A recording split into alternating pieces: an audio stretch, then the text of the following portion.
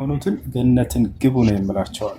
ነቢዩ ሙሐመድ ሰለላሁ ዐለይሂ ወሰለም ሲያረጋግጡልን ምን አሉ?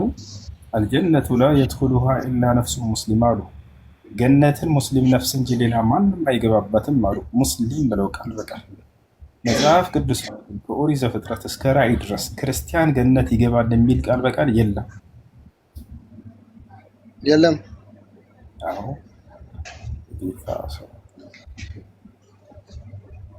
እና ወንጌላት ሙሉ ስለምን ገነት ነው ታዲያ? ያመነ ሁሉ እየተጠመቀ ይድናል። ክርስቶስ እኔ ስታምኑ ትድናላችሁ፣ እኔ የዘላለም ሕይወት ነኝ እያለ ያወራው ነገር ወንጌል ውስጥ ነው፣ ቁርአን ውስጥ ነው። ክርስቲያን ገነት ይገባል የሚል ቃል ነው ያልኩት። በደንብ አዳምጡ። ልክ ሙስሊም ገነት ይገባል የሚል ቁርአንም ሐዲስም ላይ እንዳለ ክርስቲያን ገነት ይገባል የሚል የለም መጽሐፍ ቅዱስ ላይ። ምንም ክርስቲያን የሆነ ገነት ይገባል የሚል የለም። እንትላለ አይ ክርስቲያን ሳይሆን እኔ የክርስቶስ አማኝ የክርስቶስ ተከታይ የመንግስት ሰማያት ልጅ ነኝ እንጂ ክርስቲያን ተብሎ ቶታል የሚጠራው ስም አይደለም።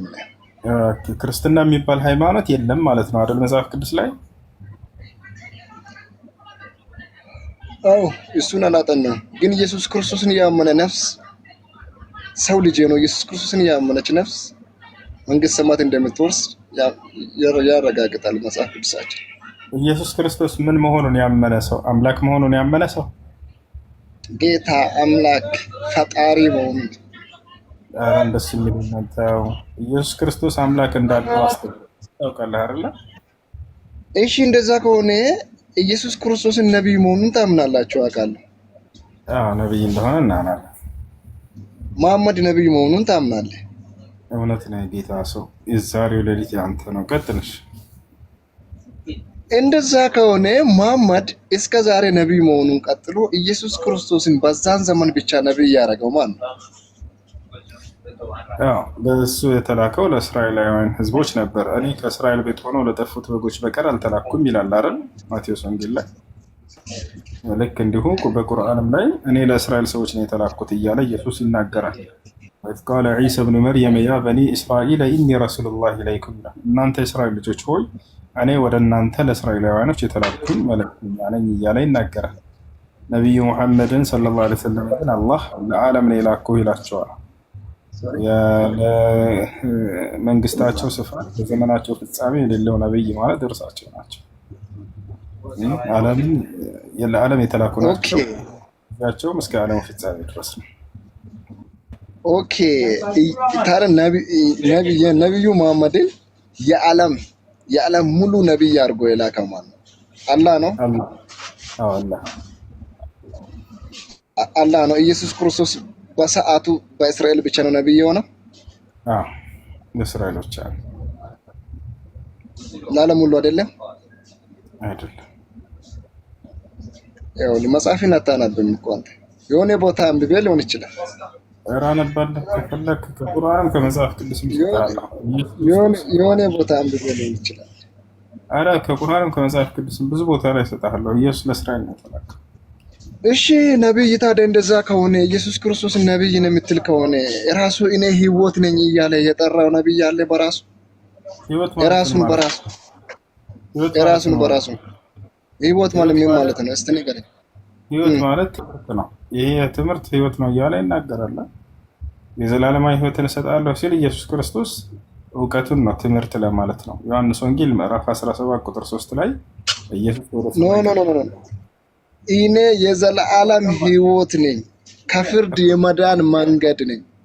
ሻደምጣ ታዲያ መጽሐፍ ቅዱስህን በደንብ ላስረዳ። አንተ ከተረዳህ አስረዳ። የዘላለማዊ ህይወት ሲል ምን ለማለት ፈልጎ ነው ኢየሱስ? አስረዳሽ። ህይወት ማለት አንተ ከዚህ ዓለም ጥፋ ادع إلى سبيل ربك بالحكمة فيه أمر من الله سبحانه وتعالى دل ذلك على أنه عبادة، والعبادة توقيفية على كتاب الله وعلى سنة رسوله صلى الله عليه وسلم. ስለዚህ ይሄንን ዒባዳ መከፋፈል ለዚህ ቀን ብሎ ያደረገ የለም። ለዚህም ነው ዑለሞች ሼክ አብዱልዓዚዝ ብን ባዝ ብን ዑሰይሚን፣ ሷሊህ አልፈውዛን፣ ሼክ ረቢዕ ሐፊዘሁላህ ተዓላ እነዚህ ሁሉ ዑለሞች እንዳለ ይህን ጀማዓት ተብሊግ ያሉበትን መንገድ ቢድዓ ነው ያሉት። እንደኛ እውቀት ሊኖር ይገባል። በዚያ ላይ እነዚህ ጀማዓት ተብሊግ ያሉበት መንገድ አካሄድ ግን ይሄ ዳዕዋ እንውጣ የሚሏቸው ኹሩጅ የሚሏቸው የተሳሳተ አካሄድ ነው። አንደኛ ያለ እውቀት ነው። ምን ያደርጋሉ? ሰውየውን ዛሬ ከሽሻ ቤት ከመጠጥ ቤት ቶብት ብለው ዳዕዋ ያደርጉለትና እንዲቶብት ያደርጉታል። ጥሩ። ከዚያ በኋላ በሚቀጥለው ቀን ኹሩጅ መውጣት አለበት ዳዕዋ ይሉታል። ትላንትና ሽሻ ቤት ነበር፣ ዛሬ ዳዕዋ አድርግ እናውጣ ይሉታል። እሺ ብሎ ጀለቢያ ለብሶ ስንቁን ይዞ ይወጣል አብሮ። ላ ይሄን ሰው ዳዕዋ አድርግ ሳይሆን ተማር ነው ሊባል የሚገባው። መጀመሪያ እውቀትን ይሰብስብ እንጂ እውቀትን ከሰበሰበ በኋላ ከዚያ ይወጣል ዳዕዋ ያደርጋል። ሱሐቦች እንደሰለሙ ሂዱና ወዲያው ዳዕዋ አድርጎ አልተባሉም እኮ። በእውቀት አነጿቸው ነቢ ሰለላሁ ዐለይሂ ወሰለም። አሁን እናስተምሩ አሏቸው። አያቸው አይደል? ይሄ ነው መሆን ያለበት። ይሄን ሰው ሳይማር ምን ሳይል ዛሬ አንዴ ልጨርስ እባክህ። አንዴ ዳዕዋ ማን ነው ዛሬ ቶበት ይሉትና ከዚያ በኋላ ነገ ዳዕዋ እንዲያደርግ ሊወጣ ያዙታል። ከዛ ይሄዳል፣ እዛ ይቆማል ዳዕዋ ለማድረግ መጀመሪያ እውቀት ነው። አልዕልሙ ቀብለ አልቀውል ወልዐመል አይደለ? ከስራና ከንግግር በፊት እውቀት ይቀድማል። መጀመሪያ በእውቀት ነው። ቁል ሃዚሂ ሰቢሊ አድዑ ኢለላሂ ዐላ በሲረቲን። በሲራ ያኒ ዒልም። አነ ወመን ኢተበዐኒ፣ እኔና እኔን የተከተሉ ሰዎች በእውቀት እንጠራለን በላቸው እያለ ይናገራል። እውቀት ነው። ላቡድ አን ተተሰላሕ ቢሲላሕ ልዕልም ወኪታቡላህ ወሱነት ረሱል ሰለላሁ ዐለይሂ ወሰለም ወፈህም ሰለፍ ሷሊሕ። ያንን ይዘህ ነው ከሰዎች ፊት ቁመህ የምታስተምረው። እዛኔ ስታስተምር ጊዜ ቁመህ በህዝብ ፊት ስትቆም የቢድዓ ባለቤቶች፣ የሽርክ ባለቤቶች፣ የክህደት ባለቤቶች የሚያመጡበት ሹብሃ አለ። የዛኔ የምትመልስበት የምትመክትበት እውቀት ሊኖርህ ይገባል። ገብቷቸዋል አይደል? ከዚያ በኋላ ነው ሰው ልጅ መድረክ ይዞ ዳዕዋ ሊያደርግ የሚገባ። ካልሆነ ፈማ ተፍሲድሁ አክተር ሚማ ቱስሊሑ፣ ከምታሳምሩ ይልቅ የምታበላሹ ይበዛል። ያለ እውቀት ሂደው የሚወያዩ ሰዎች አላያችሁም? ከሚያሳምሩት የሚያበላሹት አይበዛም? ያለ እውቀት ሄደው ዳዕዋ እናደርጋለን የሚሉ ሰዎች ገብቷቸዋል አይደል? ነገር ግን ለእያንዳንዱ ለቢድዓ ለሽርክ ለምንም ባለቤት መልስ ይዞ የሚቆም ሰው የዛኔ ያ ሰው ደግሞ ያረካቸዋል፣ ልባቸውን ያደርሳል፣ ያስደስታቸዋል። በዚያ ነው የምትወስዱት። ያለ እውቀት ሄዶ ቆሞ አስተምራለች። አንዱ ጀማዓት ተብሊግ ተውበት አሉትና ተውበት አስደረጉት። በቃ ነገ ኹሩጅ መውጣት አለብህ አሉት። እሺ ያለ ወጣ ብሩ ምንም ያው ጉዳይ ነው። እሺ ያለና ያው ዳዕዋቸው ታውቃላችሁ ተውሂድ ሩቡብያ ላይ ብቻ ነው። ኡሉሂያ እና አስማኡ ሲፋት ማፊ። ከአሱር በኋላ እንተ ተራ ነው ተባለ። ሰግደው እንደጨረሱ ጀማዓ ምናምን ቆመና ማይኩን ይዞ አሰላሙ አለይኩም ወአለይኩም ሰላም፣ እንግዲህ ስሜ ሙሐመድ ይባላል ብሎ ዝም አለ። ጸጥ ያለ ሰለላሁ ዐለይሂ ወሰለም አትሉም እንዴ? ሙሐመድ እኮ ተብሏል ምንድን ነው አላቸው እዛው። እና ያለ እውቀት ቆሞ ዳዕዋ ማድረግ ፍጻሜው መጨረሻው ነው። እና እውቀት መጀመሪያ ይገባል። አይ እዚህ ጋር ማለት ነው። በጣም አመሰግናለሁ። እና አሁን እዚህ ጋር ታውቃለህ አብረው ከሺሻ ቤት ከምናምን አውጥተው ሲወስዱ ብዙ ሰው ተለውጦ ይመለሳል እና በቃ ተስተካክሎ ሁሉ ነገሩን ቀይሮ ምናምን ነው የምናያቸው። ገብቶሃል? እና ያው መሆን ያለበት ምንም በቃ ለመቃወም እንኳን አልተመቸኝም። ለዳዕዋ ሳይሆን እንዲማር ነው ማድረግ ያለባቸው። አስወጡት ከሺሻ ቤት፣ በጣም ጥሩ ነው እሱ። ከዚያ በኋላ እውቀትን ተማር ብለው እውቀት የሚማርበት በዚያ አካባቢ መስጅድ ካለ ከዚያ ቦታ ሄደው እውቀት እንዲቀስም ማድረግ እንጂ ወዲያው ከሺሻ ቤት እንደወጣ ሄድና ዳዕዋ አድርግ ማለት ይሄ ተገቢ ነው። ያለ እውቀት ዳዕዋ አይደረግም። አይ አሁን ዳዕዋ አድርግ ሳይሆን ማለት ነው እቺ ያስተማሯትን ትንሽዬ ነገር አለችና የሆነች በቃ ከመጀመሪያ ከመሄዱ በፊት ሳያውቃት የነበራት የሆነች እውቀት ትንሽዬም ብትሆን ይዞ ይመጣል። ገብቶሃል? መጀመሪያ ከነበረበት አቋም ላይ ትንሽ ፈቀቅ ብሎ ነው የሚመለሰው ብዙ ጊዜ እና ለመቃወም ትንሽ አልተመቸንም እና ነው አሁን እንደዚህ አይደለም በማለት ጊዜ ገደብ አታድርጉ። ይሄን ያክል 7 ቀን ምናምን የሚለውን ጀማዓት ተብሎ ያስቀመጡትን ተውትና፣ ለምሳሌ እናንተ ወጣት አፋሮች ናቸው አይደለ? ሶላት የማይሰግዱ ምናምን አሉ አይደለ? እነዚያን ወደ ሶላት ለመጥራት ከሆነ ሂዳችሁ ችግር የለም ሰብሰብ ብላችሁ ሶላት እንስገድ ብላችሁ ዳዕዋ ብታደርጉላቸውና ወደ ሶላት እንዲመለሱ እንዲህ ብታደርጉ ያወቃችሁትን ያክል ችግር የለም። እሺ መርሐባን ሺ ወንድሜ አመሰግናለሁ። መርሐባ። የነብያት ሃይማኖት ከሆነ ለመስለም ነብዩ መሐመድ ብሎ መመስከር ለምን አስፈለገ? በጣም ጥሩ። እንግዲህ እኛ ነቢይ መሐመድ ስንል ጊዜ ነቢይነታቸውን ብቻ እንጂ ሌላ አይደለም። እሺ አምላክ ብለን አይደለም። ለምንድን ነው ታዲያ በእርሳቸው ስም የሚለውን ነቢይነታቸውንም ቢሆን በእርሳቸው ስም ስለምን መሆን አስፈለገ ከተባለ ለዚህ ዘመን ትውልድ እስከ ዓለም ፍጻሜ ድረስ ስለሚመጣው ከእርሳቸው በኋላ የተላኩት ነቢይ እርሳቸው ስለሆኑ በየሁሉም ነቢያት ዘመን ነቢይነቱን መመስከር ግድ ነበር። ለምሳሌ በመሲሁ ዘመን የመሲሁን መልእክተኛነት መመስከር ግዴታ ነበር። አላህ ይህን በቁርአን ላይ ሲነግረን ሲተርክልን ስለ መሲሁና ስለ ሐዋርያቶች ሱረቱል ማኢዳ ምዕራፍ 5 ቁጥር 111 ላይ ምን ይላል? ወኢዝ አውሐይቱ ኢለል ሐዋርይን አልአሚኑ ቢ ወቢረሱሊ ቃሉ አመና ወሽሀድ ቢአንና ሙስሊሙን ይላል። ወደ ሐዋርያቶችም የትእዛዝ ቃሌን ባስተላለፍኩ ጊዜ አለ። በማን በኩል? በመሲሁ በኩል። ምን የሚል ትእዛዝ ነው ከአምላክ ዘንድ እንደተላለፈላቸው? አን አሚኑ ቢ ወቢረሱሊ፣ በእኔ እመኑ በመልእክተኛዬም እመኑ አላቸው። አየሻረ መልእክተኛዬ ብሎ ያንን መልእክተኛ ማመን እንዳለባቸውም ገለጸላቸው። ማን ነው ያ መልእክተኛ? መሲሁ ነው። ቃሉ አመና፣ ሐዋርያቶችም ምን አሉ? እነሆ አምነናል አሉ። በሌላ ቦታ ላይ ረበና አመና ቢማ አንዘልተ ወተበዕነ ረሱል አሉ ሐዋርያቶች። ጌታችን አላህ ሆይ አሉ፣ የአላህን ጌትነት መሰከሩ። ወተበዕነ ረሱል አሉ፣ መልእክተኛውንም ተከትለናል አሉ። አያቸው አይደል? ስለዚህ የአንዱን አምላክ አምላክነትና የመሲሁን መልእክተኛነት መመስከር በእነርሱ ላይ ግዴታ ነበር። አሁንም በዚህ ዘመን ላይ እርሳቸው ነቢዩ መሐመድ ሰለላሁ ዐለይሂ ወሰለም ከተላኩበት ትውልድ እስከ ዓለም ፍጻሜ ድረስ የሚገኘው የአምላክን አምላክነትና የነቢዩ መሐመድ ሰለላሁ ዐለይሂ ወሰለም ነቢይነት መመስከር ማለት ነው። ለዚህ ነው ሁሉም ነቢይ በየዘመናት ትውልዱን ይህን ያስተምር ነበር።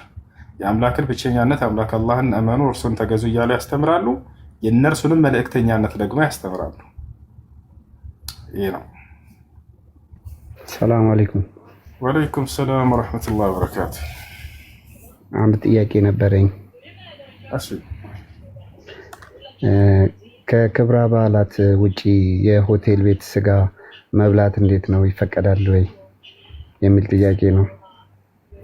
የሆቴል ቤት የሙስሊሞች ከሆነ ይፈቀዳል። የክርስቲያን ከሆነ ግን እነዚህ ባለ ሆቴሎች ምናምን ሙስሊም ማን ነው በአላህ ስም ወይም ቢስሚላህ ተብለው የሚታረዱ ከሆነ ይፈቀዳል። ከአላህ ስም ውጭ በሌላ ስም ቢያርዱ ግን አይፈቀድም። ማስረጃ አላህ ስብሐነሁ ወተዓላ በሱረቱል ማኢዳ ላይ በመጀመሪያ ምን አለ? አልየውመ ኡሒለ ለኩም አጠይባት ወጠዓሙ ለዚነ ኡቱል ስሙላሂ ዐለይሂ ወኢነሁ ለፊስቅ። የአላህ ስም ሳይወሳበት በሌላ ስም የታረደ ከሆነ ግን እንዳትበሉ አለ። ስለዚህ በአላህ ስም ወይም ቢስሚላህ ብለው ካረዱ ክርስቲያኖች ይበላል። ከአላህ ስም ውጭ በሌላ ስም ቢያርዱ አይበላም። ይህን የቁርአን አንቀጽ መሰረት አድርጋ እናታችን ዓኢሻ፣ አብደላህ ብን ዑመር፣ ዓሊ ብን አቢ ጣሊብ እነዚህ ሶስቶቹ ታላላቅ ሰሃቦች የነብዩ ሰለላሁ ዐለይሂ ወሰለም ሚስትም እንዲሁ ምን አሉ? የአይሁድና የክርስቲያን ስጋ ቢስሚላህ ብለው ካረዱ ይበላል፣ ቢስሚላህ ካላሉ ግን አይበላም ብለው ተናገሩ። አይታችኋል።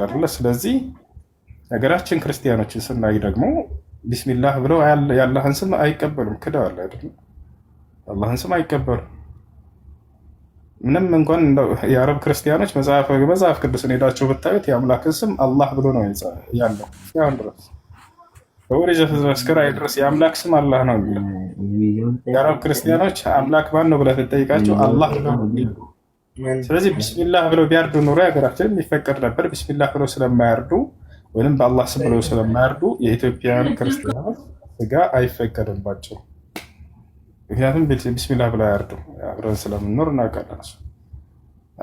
አርዳለሁ ካለ እና ቢስሚላህ ብሎ ካረደ የዛኔ እንበላ ነበር። ግን እሱ ነው ያርዱ።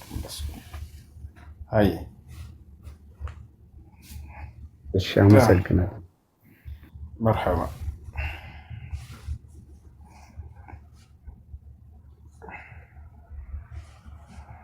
ጨረሳችሁ?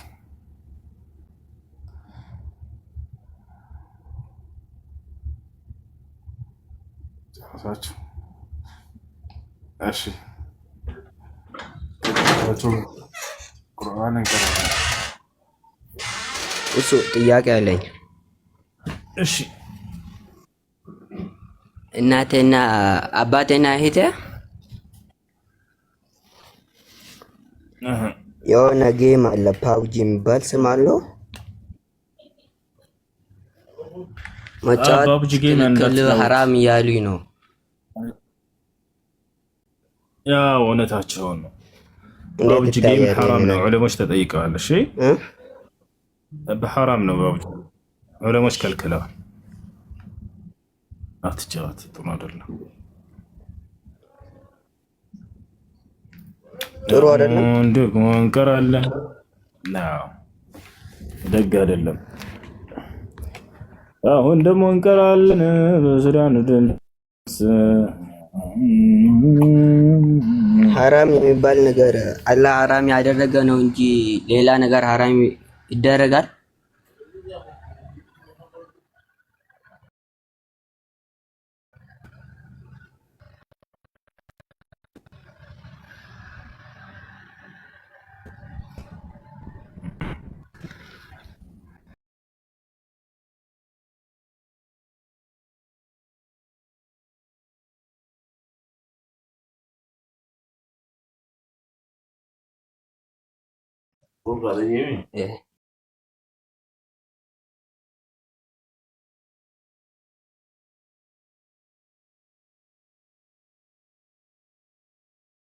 ሁሉ አለ። ያው በጌም ውስጥ ራሱ ማለት ነው። የዛሬ ስንት ዓመት ነው ይሄን ፈትዋ የሰማሁት? በጣም ቆይቷል። እና አይቻልም፣ አይሆንም፣ አይቻልም።